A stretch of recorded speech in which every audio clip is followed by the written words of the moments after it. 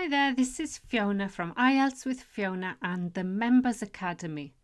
It's February, so I've been focusing the vocabulary practice this month on the topic of relationships, friendships, and love because it was Valentine's Day. So I've put together a variety of activities and materials from IELTS related to this topic. So if you go to my website, there's a whole lesson about parts 1, 2 and 3 in the speaking test, all about relationships with lots of idioms and expressions. And in today's podcast, we're looking at a reading. So this reading is called Music and the Emotions, how music affects us emotionally. And it's difficult. It is an academic reading and it's part 3. So it's difficult, but what I'm hoping to show you today is how we can use all of those difficult words that we don't recognize to our advantage. And I promise you this is true because there are a lot of words in this text that are scientific. I've never heard of them before, and I consider myself to be quite well read. I read quite a lot about neuroscience in terms of learning, but there's a lot here that I just don't recognize. But IELTS knows that. They take that into account very carefully. And so they drop little clues to help us. And I'm going to show you lots of them today. Before we start, I asked ChatGPT to just write a quick summary of this text. And basically, the summary says, scientists have found music directly influences the brain and it releases dopamine. Now, that might be the first word that we don't recognize. I've heard of it, but it doesn't matter. They give us the definition. So when we listen to music, it releases dopamine, I'm not sure, a chemical that makes us feel pleasure. It talks about a study in Canada which used brain scans to find out why music has such a strong effect on us. And they found that dopamine, this chemical, is released both when we hear a beautiful part of a song and before it happens. And this is the key to the text. This new research shows that actually we get all of those good feelings waiting for our favorite part of the song. Not when the song happens, but when we're waiting for it because we know it's going to happen. So there are these words like the feeling of anticipation and the suspense and the delay. It's this waiting for something which releases the dopamine. The article also says that the way music is structured also plays a role, because if it's what we expect, then it's boring. And great composers like Beethoven, that's the example they use today, they actually build this into their music. They give you a little bit of the music at the start and then you have to wait for it to come back. And it's this delay, and when you finally hear it, that makes you feel emotional.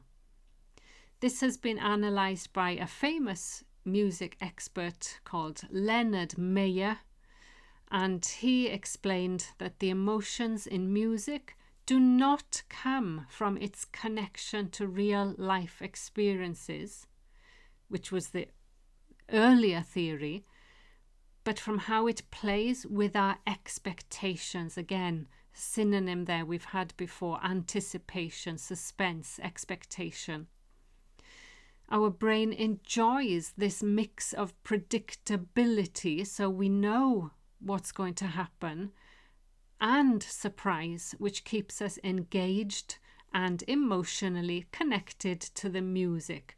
So maybe think about a song that you like or some music that you like, and think about your favorite part of that music. And do you feel happy because you know that part is coming? Well, maybe go and find out, go and play it after you've done this podcast. There are 3 sets of questions. The first one is a gap fill, nice. Second set is multiple choice, not so nice. And the last one is matching sentence endings. Now, when I did this myself, I already kind of understood so much that when it came to the last 4 questions, I could basically do those quite easily. And again, I will show you how today. So let's look at the gap fill first. The title, and this will help you find it in the text, is called the Montreal Study. So jump down, you had the introduction, jump down to paragraph 2. The first line says a research team in Montreal, Canada. So you've got that capital letter there. Let's look at the gap fill, and I'm going to take the first gap fill, number 27, as an example of what I'm going to be talking about today, the ways that IELTS helps you find the answers really quickly, honestly.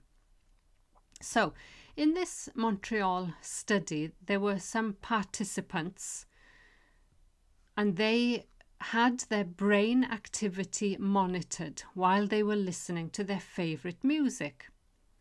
It was noted that the music stimulated the brain's neurons to release a substance called. Now, you probably already know what that substance is, but doesn't matter. What I'm looking for is these keywords like a substance called something. Now, I've talked about this before. There are lots of trigger words like that. They say known as or referred to as, or they put inverted commas so you know it's a term. So let's look for this now. We're looking for a substance called something. And I'm skipping all of this technical things. The first thing they discovered is that music triggers the production of dopamine. So, production, release, dopamine, a chemical with a key role in setting people's moods. So that is the answer. And we found where it is in the text quite quickly as well. You'd really have to teach yourself to ignore certain things, and again, with practice you'll know where to jump to. Now, so the thing we've learned from that is this trigger word called. So we're looking for a name of something. Let's look at the question 28. In 2 of the parts of the brain. So we're looking something about 2 parts of the brain which are associated with feeling something. So 2 parts of the brain. Again, I've talked about this in the gap fill before. You're looking for something and something. So again, where we were before, it says in both, that's the key word both, because that's telling us there's 2, in both the dorsal and ventral regions, synonym for areas of the brain. Now, you might not know dorsal and ventral regions, but you know both and that tells you you're in the right place. These are the 2 areas of the brain that we're looking for. The next sentence, basically synonyms again, these 2 regions. areas have long been linked with the experience of pleasure. And that is the answer we want. We want a feeling, and the answer is pleasure. So 2 clues there. We saw called and the both and when we're looking for 2 things. Next, so we know we're probably moving to the next paragraph. Researchers also observed that the neurons in the area of the brain, we've got it again, the area of the brain called the something. So we're looking for a name for an area of the brain. So let's have a look. What is rather more significant is the finding that the dopamine neurons in the caudate. What on earth is the caudate? I've never heard of that. So it gives us the explanation, a region of the brain. The answer then is the caudate. Caudate? I don't know. But even the article the helps us. But the keyword was called the something. It tells you you're looking for a word that you probably don't know, and you just copy and paste that word. So these neurons were active just before the participants' favorite moments in the music. So this is a period known as the. So we've got another example of a trigger for you. A period known as the. So we're probably looking for inverted commas for a period. And what do we find? The researchers call this the anticipatory phase. That is it. You are allowed, let me check, no more than 2 words.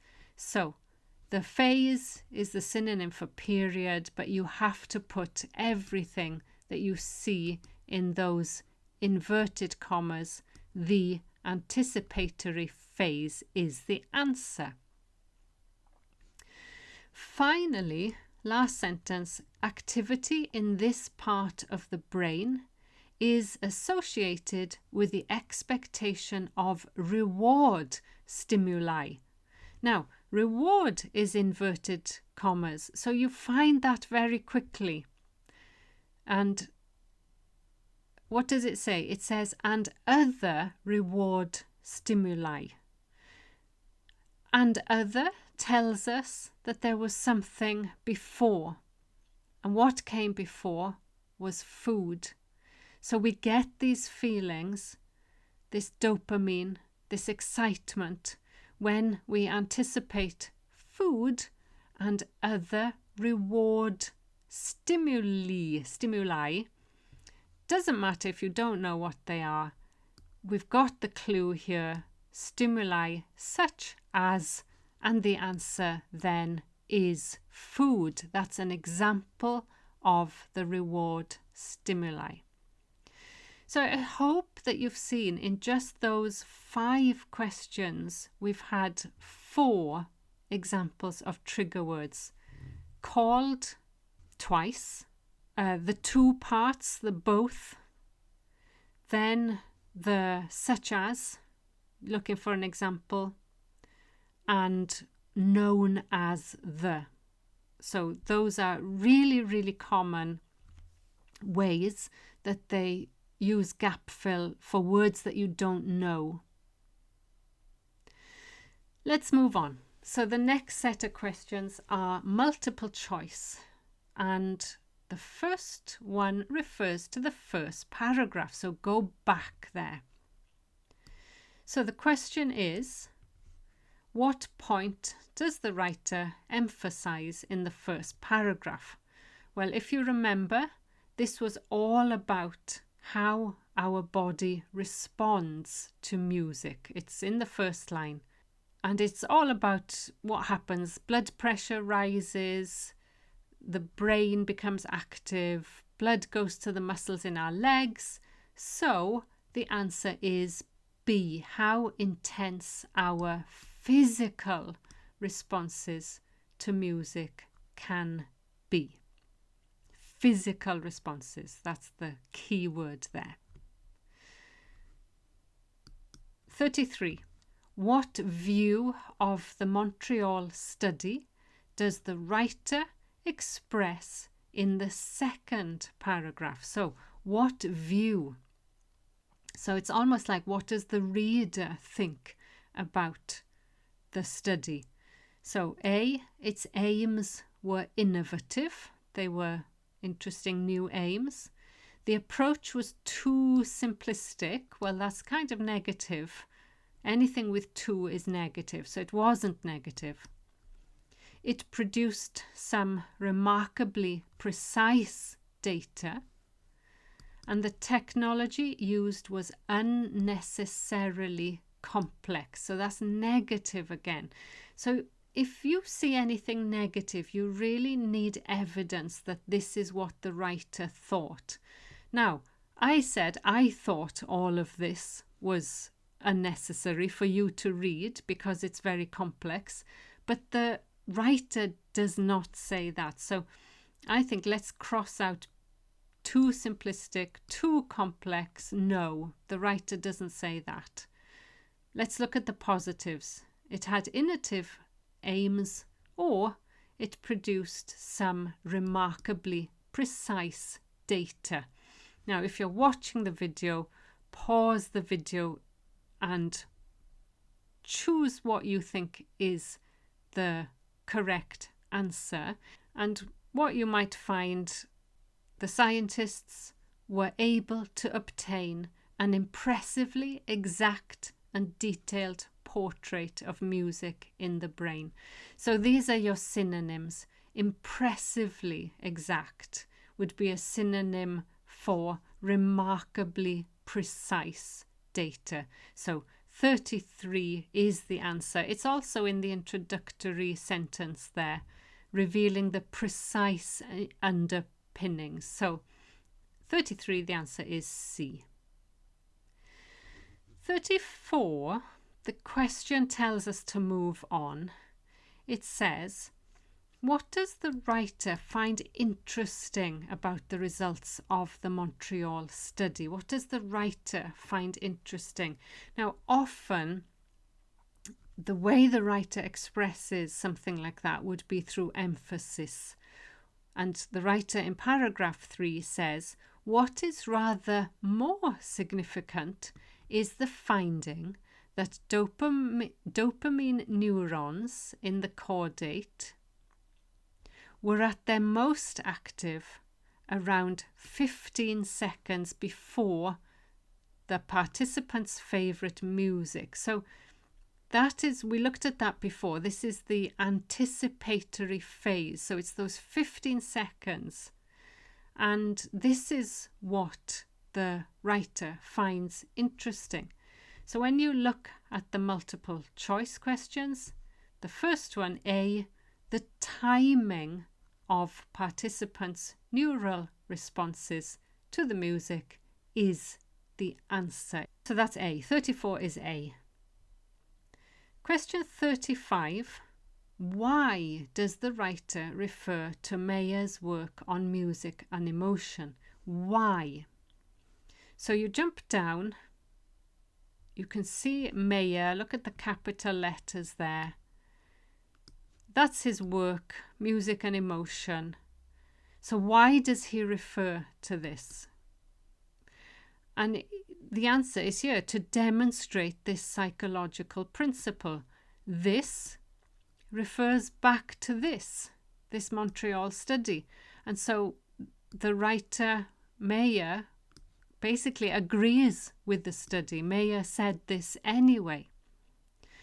So the answer is B, to offer support for the findings of the Montreal study.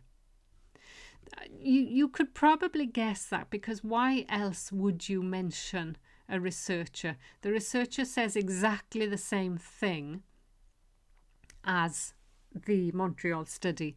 And there's a little bit of information about Beethoven and how Beethoven built this into his music. So 35 was B, to offer support. Let's look a bit more now at Mayer. What else about him? According to Leonard Mayer, what causes the listener's emotional response? And we go to paragraph 6. It starts with according to Mayer, so we know where to look, almost exactly the same as the question. It is the suspenseful tension of music arising out of our unfulfilled expectation that is the source of the music's feeling. So he says earlier theories thought that we were just associating music with images and experiences, but Mayer disagrees, and he thinks it's something to do with our expectations. Let's see if we can find something that says that. A, the way music evokes memories. No, that was earlier. The association of chords with feelings. No. The listener's sympathy. No. The internal structure. So it's how the music is created in terms of its structure, and it makes us want to listen more. So he says this arises from the patterns of the symphony. So the answer for 36 is D. Finally, let's have a look at the sentence endings questions, and we'll have to jump about a little bit with these because they do go back in the text, but I totally believe that you can answer these now quite easily without looking. So the first one, the Montreal researchers discovered. What did they discover? Go back if you want to paragraph 2, but let's have a look at some sentences. Our response to music depends on our initial emotional state. No. Neuron activity decreases if outcomes become predictable. No. C, no. D, no. E, emotive music delays giving listeners what they expect. Okay, no. F, neuron activity increases. That's what they discovered. It was F. Neuron activity increases prior to key points in a musical piece. And we had that there. The first thing they discovered, music triggers dopamine. And what is more interesting is this anticipatory phase. So 37 is F. 38, many studies have demonstrated. So there was somewhere here something about other studies, numerous studies. Here we go, in paragraph 4. Have demonstrated that dopamine neurons quickly adapt to predictable rewards. If we know what's going to happen next, then we don't get excited. So that's what you're looking for. Many studies, numerous studies demonstrated is the same word. So we're looking, let's look at B. Neuron activity decreases if outcomes become predictable. So that is the answer. If we know what's going to happen, we don't get excited. 39. Mayer's analysis of Beethoven's music shows. So Mayer's analysis, so remember the last two paragraphs where he analysed Beethoven's music. Let's have a look. Beethoven begins with a clear statement, then holds off repeating it. Holds off meaning delays. To preserve uncertainty, making our brains beg for the chord he refuses to give us, he saves that chord for the end. This is the structure of Beethoven's music. So this is what we're looking for. Experiences no emotive music delays giving listeners what they expect to hear. That's it. Emotive music delays. Delays, we've got synonyms: holds off right until the end. So 39 is E. And finally, again, remember we saw this about earlier theories. It's in paragraph 6. Earlier theories of music. Remember it said that music was associated or connected us to the past memories, images and experiences. And what we've got in C, emotive music can bring to mind pictures and events. Pictures and events are synonyms for images and experiences. So those last 4 questions, they really will test your understanding of the passage. Remember, you don't need to get 100% right. If you're finding these are just way too difficult, then spend time focusing on part 1, part 2, and the earlier or easier gap fills, and don't spend too much time on things that are difficult, basically. The last 4 questions in a passage 3 of an academic test are always going to be really, really difficult. Anyway, thank you for listening, and do let me know if you have any special requests. Bye bye.